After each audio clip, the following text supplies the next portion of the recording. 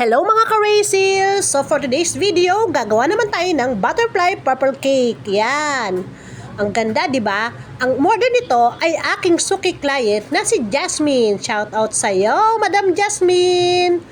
Actually, order niya to noong isang araw. Nagtanong siya. Akala ko nga hindi na siya o-order kasi medyo may kamahalan talaga ang mga cakes ngayon.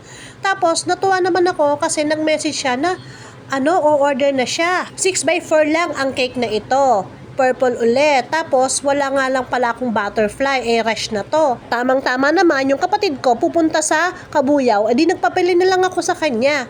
Di naka-menus pa rin ako ng pamasahe. First time kong gumawa ng design na ito at talaga namang na-amaze ako. Ang ganda-ganda niya, di ba? Kaya kung gusto niyo mag-order ng gantong design, pwede naman kahit anong color.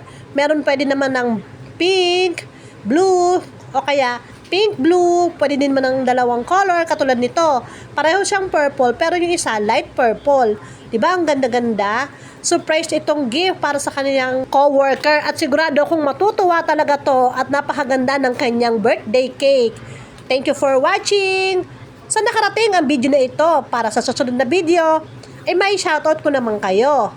Okay guys, ito lang for today. Bye-bye!